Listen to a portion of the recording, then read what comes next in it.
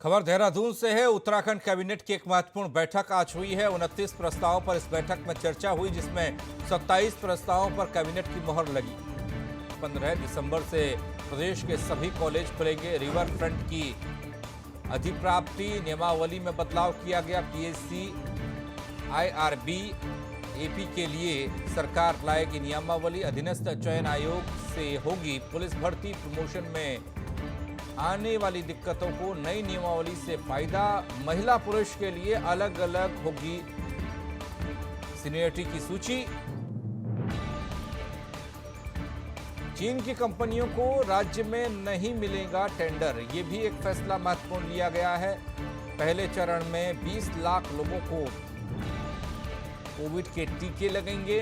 Doon medical college में 44 speciality विभागों को मंजूरी। रुद्रपुर मेडिकल कॉलेज में 900 के करीब पदों को मंजूरी दी गई है।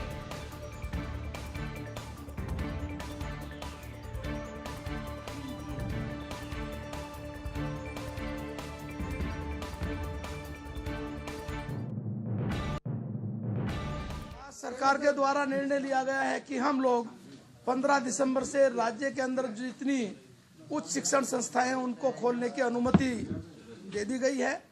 उसमें हमारे चाहे वो राजकीय यूनिवर्सिटी हो, प्राइवेट यूनिवर्सिटी हो, राजकीय डिग्री कॉलेज हो और प्राइवेट डिग्री कॉलेज हो और टेक्निकल हो, सभी प्रकार की जो उच्च शिक्षण संस्थाएं हैं 15 दिसंबर से वो सारी खोलने के निर्देश दे दिए गए हैं। साथ साथ ये भी निर्देश दिए गए हैं कि जो हमारी कोविड की गाइडलाइन है उसका पालन उनके लिए अनिवार्य होगा।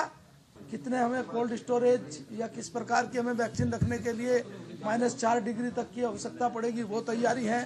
उसके नीचे तक हमने जो जिला स्तर पर कमेटी बननी थी वो बन गई है, ब्लॉक स्तर पर थी वो बन गई है और उससे नीचे जो आवश्यकता थी कमेटी बनाने की वो बना ली गई है। स्टेट स्तर पर जो कमेटी थी वो भी बन गई है। इनके ट्रेनिंग के कार्यक्रम शुरू हो गए हैं, जो ट्रेनिंग कराई जा रही है। वैक्सीन को लेकर जो जरूरी दिशा निर्देश भारत सरकार के थे उन सब पर हम लगातार काम कर रहे हैं ताकि वैक्सीन उपलब्ध होने की स्थिति में हम लोग तत्काल उस सारी वैक्सीन को जिन लोगों को आवश्यकता है उन तक पहुंचाएं। क्या हम लोगों ने जो भारत सरकार की एक जो हमारी प्रिकॉशनरी रूल होते हैं उसमें भारत सरकार के जो दिशा निर्देश हैं जो इस सारे कोविड को लेकर और समय समय पर निर्णय लिए गए हैं उस संबंध में भारत सरकार के पूरा दिशा निर्देशों को हमने उसमें सम्मिलित किया है। तो कैबिनेट की एक महत्वपूर्ण बैठक आप सुन रहे थे सरकार के प्रवक्ता को, मदन कौशिक को, और वो बता रहे थे कि किस तरीके से इस बैठक में फैसले लिए गए और उन फैसलों का कितना असर ज़मीन पर दिखाई देगा। बड़ी महत्वपूर्ण ये बैठक थी जिसके दौरान तकरीबन 29 प्रस्ताव पर चर्चा हुई तो 27 को मोहर भी लगी। उत्तराखंड कैबिनेट की एक महत्वपूर्ण बैठक संपन्न हुई है। आज कैबिनेट ने 27 प्रस्तावों पर मोहर लगाई है। 15 दिसंबर से प्रदेश के सभी कॉलेज खोलने को लेकर फैसला लिया गया है। रिवर फ्रंट की अधिप्राप्ति नियमावली में बदलाव किया गया है। पीएससी आईआरबी एपी के लिए सरकार लाएगी नियमावली। अधीनस्थ चयन आयोग से होगी पुलिस भर्ती।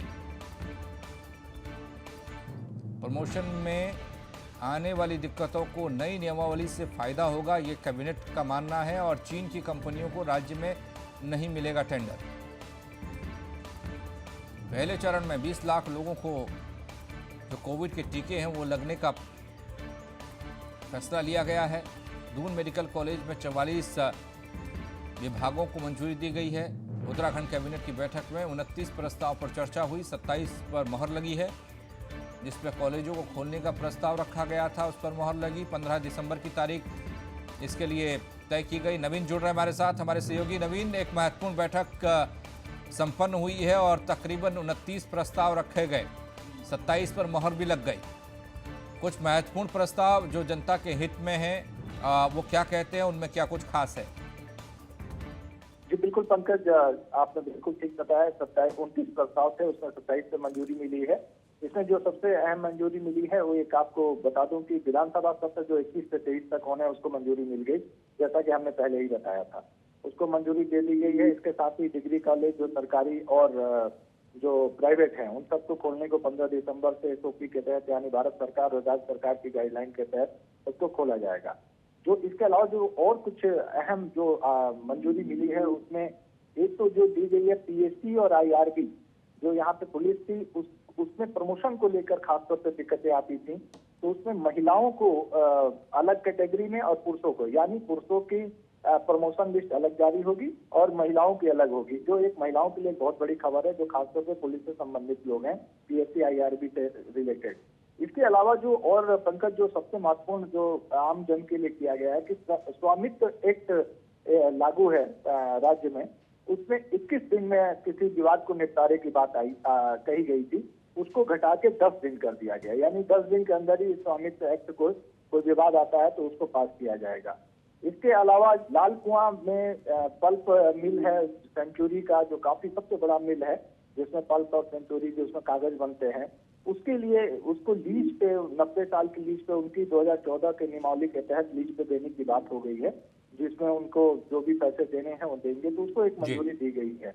इसके अलावा रुद्रपुर मेडिकल कॉलेज को लेकर 927 पदों का सृजन किया गया, जिसमें से आपको बता दूं रुद्रपुर मेडिकल कॉलेज में 100 MBBS के वो हैं पद हैं, मतलब जो उसमें बच्चे पढ़ेंगे, तो उसके सापेक्ष दिया गया है। दून मेडिकल कॉलेज जो यहाँ का काफी महत्वपूर्ण देहरादून का मेडिकल कॉलेज है, उसमें 14 सुपर स्पेशलिस्ट डॉक्टरों की तैनाती होगी, यानी कि उसको और अपग्रेड किया जाएगा और जो भी डॉक्टरों की कुछ कमी थी वो पूरी की जाएगी। ये एक बहुत बड़ा निर्णय है स्वास्थ्य के लिहाज से और उत्तराखंड में स्वास्थ्य सेवाओं के लिहाज से। जी पंकज, रिवर फ्रंट को लेकर भी चर्चा हुई है इस बैठक में और चीनी कंपनियों के टेंडर रद्द किए गए, उन्हें टेंडर मिलेगा ही नहीं ये कहा गया है, इसको किस तरीके से देखा जाए? बिल्कुल जी पंकज, मैं आपको बता दूं कि एक्चुअली टेंडर में जैसे स्टेट हाईवे बनाना है या नेशनल हाईवे बनाना है तो एक ग्लोबल टेंडर होता था, जिसमें कोई भी देश की कंपनी या देश हो या विदेश की कंपनियां उसमें पार्टिसिपेट कर देती है, क्योंकि अरबों का, जाहिर सी बात है, अरबों का टेंडर होता था। लेकिन अभी पिछले दिनों भारत सरकार ने जब चीन वाला विवाद हुआ, चीन को विवाद हुआ, तो भारत सरकार ने अपनी एक गाइडलाइन को चेंज किया है, अपने नियमावली और अपने अधिनियम में संशोधन किया। उसी संशोधन को राज्य सरकार ने अडॉप्ट कर लिया, यानी कि अब चीनी कंपनियां, खासतौर पर जिससे हमारा मतभेद है या जिससे हम बहुत अच्छे संबंध नहीं बनाते हैं, वो उसमें पार्टिसिपेट नहीं करेंगी। कैबिनेट का ये कहना था इसमें कि ये इसलिए भी किया जा रहा है कि एक तो भारत सरकार से हम अडॉप्ट कर रहे हैं राज्य में उसी तरीके से, बाकी जो नियमावली राज्य सरकार की है वो रहेगी। खासतौर से क्योंकि पंकज आप जानते हैं कि उत्तराखंड की सीमाएं जो है चीन से लगती हैं, नेपाल बॉर्डर से लगती हैं, ये कहीं ना कहीं सामरिक दृष्टिकोण से हमारे लिए एक दिक्कत वाली बात है। तो कहीं ना कहीं सुरक्षा के लिहाज से बड़ा अहम निर्णय लिया गया है कि ग्लोबल टेंडरिंग में अब इस तरीके की चीनी कंपनियां कोई भी होंगी उनको मंजूरी नहीं दी जाएगी। जी पंकज, रिवर फ्रंट को लेकर जिस तरीके से बदलाव किया गया है नियमावली में, उससे क्या फायदा, क्योंकि जिस तरीके से नदियां निकलती हैं उत्तराखंड से और उसके बाद जाहिर सी बात है रिवर फ्रंट भी बेहतर होंगे। जी बिल्कुल, देखिए रिवर फ्रंट तो हमेशा से उत्तराखंड के लिए जल, जंगल, जमीन, ये तीन ऐसे विषय हैं जो हमेशा से महत्वपूर्ण रहे हैं। रिवर फ्रंट को लेकर ये महत्वपूर्ण निर्णय, पिछली बार भी इस पे प्रस्ताव आया था, पिछली बार भी इस प्रस्ताव पे मुहर लगी थी और उसको आगे बढ़ाया गया था। रिवर फ्रंट को लेकर कि मतलब उसके नदियों को बचाने का है सिस्टम, उसको कैसे किया जाए, रिवर फ्रंट से कितनी दूरी पे मकान बनेंगे, कितनी दूरी पे उसका तमाम चीजें, इसके अलावा रिवर फ्रंट के किनारे उसके जो पौधरोपण करना है, इस तरीके की चीजें, जल, जंगल, जमीन जो स्थितियां उत्तराखंड की रहती हैं उसको जोड़ते हुए इसको रिवर फ्रंट को बचाने की और रिवर फ्रंट को डेवलप करने की बात हुई है। ये पंकज, चलिए बहुत शुक्रिया नवीन आपका इस जानकारी के लिए।